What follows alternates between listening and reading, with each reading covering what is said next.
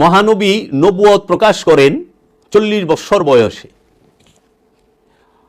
এবং মেরাজ শরীফে গমন করেন নবুয়ত প্রকাশের 11 বৎসরে, মানে 11 বৎসর পরে 51 বছর বয়সে মহানবী মেরাজে গমন করেন।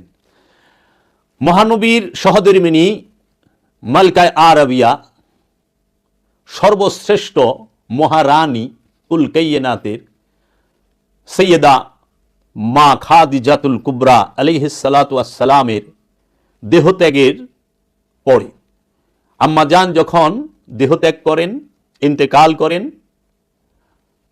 এরপরে এবং মহানবীর পিতৃতুল্য, মহানবীর আপন চাচা, এই ইহজগতে যিনি মহানবীকে পরম স্নেহে পরম আদরে লালন পালন করেন, তিনি হচ্ছেন ইমাম আবু তালিব আলাইহিস সালাতু ওয়াস সালাম।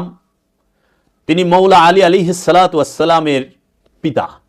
তাহার ইন্তেকালের পরে 51 বৎসর বয়সে মহানবী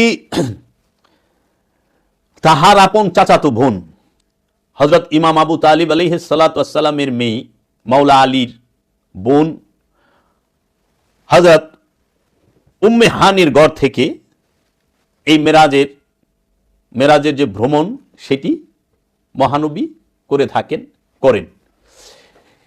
এইখানে মহানবী উম্মে হানির ঘর থেকে মেরাজ শরীফে গমন করেন রজব মাসের 26 তারিখ দিবাগত রাতে। রব্বুল আলামিনের তরফ হতে আল্লাহর হাবিবকে মেরাজ শরীফে গমন করার জন্য আহ্বান জানানো হয়। তারই ফলশ্রুতিতে আমরা দেখতে পাই সূরা বনী ইসরাইলে, এই সূরাটি হচ্ছে মাক্কি সূরা, এই সূরা নাজিলের ক্রমিক নাম্বার হচ্ছে 50। কিন্তু হযরত উসমান জিন্নুরাইন রাদিয়াল্লাহু তাআলা আনহু তিনি যখন কোরআন লিপিবদ্ধ করেন আরবি ভাষায় সহিফা আকারে, তখন তিনি এই সূরার ক্রমিক নাম্বার দেন 17 নম্বর সূরা বনী ইসরাইলের 1 নম্বর আয়াতে আল্লাহ বলেন যে ভাসমান সেই সত্তা যিনি তার বান্দাকে মসজিদুল হেরেম হইতে মসজিদুল আকসায় রাত্রিকালীন ভ্রমণ করান। এই মেরাজ শরীফে আল্লাহর হাবিব গমন করলেন, এটার দলিল আমরা কোরআনে পাই। এবং মেরাজটি হলো কি রকম, আমরা 53 নম্বর সূরা নজমে দেখতে পাই আল্লাহ রাব্বুল আলামিন বলতেছেন সুম্মা দানা ফাতাদাল্লা ফাকানা কাবা কাউসাইনি আও আদনা। অতঃপর আমরা আল্লাহ রাব্বুল আলামিন তার হাবিবকে 2 ধনুকের ব্যবধানে নিয়ে আসলেন অথবা আরো নিকটে। সুম্মা দানা ফাতাদাল্লা ফাকানা কাবা কাউসাইনি আও আদনা। একটি ধনুক একটি অর্ধবৃত্তের মতো দেখা যায়, ধনুকটা ঠিক এই রকম থাকে, এটা অর্ধবৃত্ত। এখন 2টি ধনুক একটি বৃত্ত হয়, এই একটি বৃত্তের মাঝে আল্লাহ এবং আল্লাহর হাবিবের সাক্ষাৎ, মোলাকাত, দেখা, কথা বলা, উঠা বসা সমস্ত কিছুই হয়, মেরাজ হয়, দর্শন হয়, দিদার হয়। আল্লাহ রাব্বুল আলামিন বলেন যদি বৃত্ত না হয় বৃত্ত বানিয়ে নাও, আও আদনা, বৃত্ত বানিয়ে নাও। মেরাজ শরীফ আল্লাহর হাবিব গমন করলেন। আল্লাহর হাবিবের সর্বশ্রেষ্ঠ দান তার উম্মতে মুহাম্মাদীর জন্য, আমাদের জন্য যে আল্লাহ রাব্বুল আলামিনের দিদার, আল্লাহ রাব্বুল আলামিনের সাক্ষাৎ আল্লাহর হাবিব 2 ধনুকের ব্যবধানে করেছেন, আল্লাহ এবং আল্লাহর হাবিব।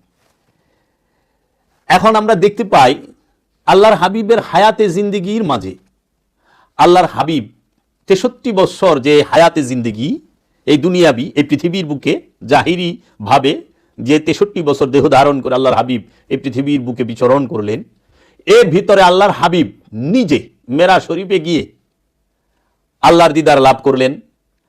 আল্লাহর হাবিবের কাছে আল্লাহ রাব্বুল আলামিন হেরা পর্বতে, জাবালে নূর পর্বতের হেরা গুহায় রুহুল আমিন রূপ ধারণ করে আল্লাহর হাবিবের সামনে উপস্থিত হয়ে আল্লাহর হাবিবকে আল্লাহ কোরআন দান করলেন, বললেন ইকরা বিসমি রব্বিকাল্লাযী খালাক খালাকাল ইনসানা মিন আলাক।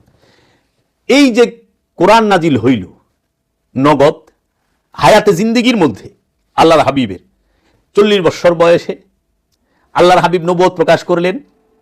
এই হায়াতে জিন্দেগির মধ্যে আল্লাহর হাবিব নবুয়ত নবী হিসেবে মনোনীত, রসুল হিসাবে মনোনীত, সেইটা রবের তরফ হতে আল্লাহর হাবিব রসুল হিসেবে, নবী হিসেবে, আব্দু হিসেবে মনোনীত, সেটা জনসম্মুখে প্রকাশ করলেন।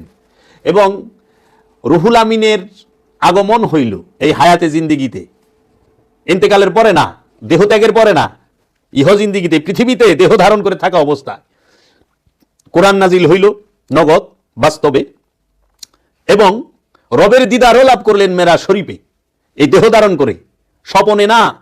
আল্লাহর হাবিব মেরাজ স্বপনে করেন নাই, স্বপ্নে না, বাস্তবে সশরীরে জুব্বা মুবারক পরে, পা মুবারকে জুতা মুবারক ছিল, মাথা মুবারকে পাগড়ি মুবারক ছিল আল্লাহর হাবিবের, সশরীরে আল্লাহর হাবিব আল্লাহ রাব্বুল আলামিনের সাথে মেরাজ করে, সাক্ষাৎ করে, দেখা করে, আবার সশরীরেই লা মাকান থেকে আল্লাহর হাবিব এই পৃথিবীতে আবার এই মক্কা মুকাররমাই ফেরত আসেন।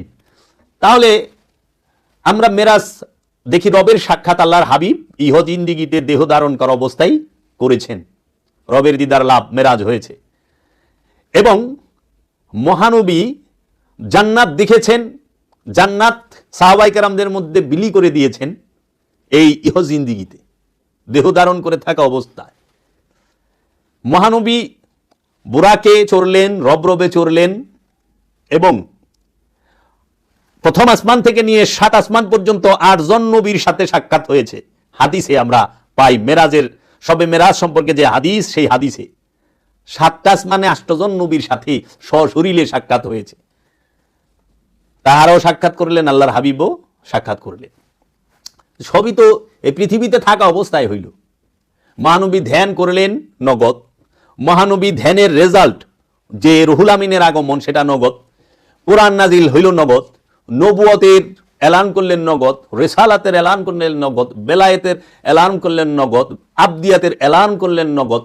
মহানবীর কাছে কোরআন নাজিল হইল নগদ, মহানবীর কেতাব নাজিল হইল মহানবীর কাছে নগদ, মহানবীর কাছে ফুরকান নাজিল হইল নগদ, মহানবী সমস্ত কিছু নগদ। এবং মহানবী কাবা যে কেবলার পরিবর্তন সেটা করলেন নগদ, মহানবী সবই তো নগদ করলেন। এবং মহানবী উম্মতে মুহাম্মদীকে নফসে মুতমাইন্না অর্জন করার শিক্ষা দিলেন নগদ, এবং আল্লাহর বান্দায় প্রবেশ করার রহমত দান করলেন, সুযোগ দান করলেন নগদ। নফসে মুতমাইন্নার মাধ্যমে নফসকে পরিতৃপ্ত করে আল্লাহর বান্দায় প্রবেশ করতে হবে, নফসে মুতমাইন্নার অধিকারী হয়ে জান্নাতে প্রবেশ করতে হবে ইহ জিন্দিগিতে।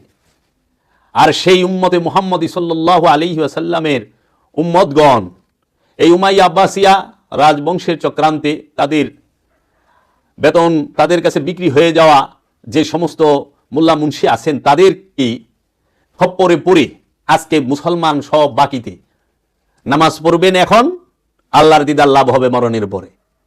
রোজা করবেন এখন, আল্লাহর দিদার লাভ হবে মরণের পরে। যাকাত দিবেন এখন, ফল পাবেন মরণের পরে। কুরবানি করবেন এখন, ফল পাবেন মরণের পরে।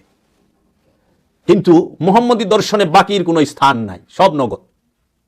আল কোরআন সাক্ষী দিচ্ছে, এই কোরআন স্পষ্ট, কোরআন স্পষ্ট, এই কোরআনের মধ্যে কোনো বক্রতা নাই, এই কোরআন অস্পষ্ট নয়।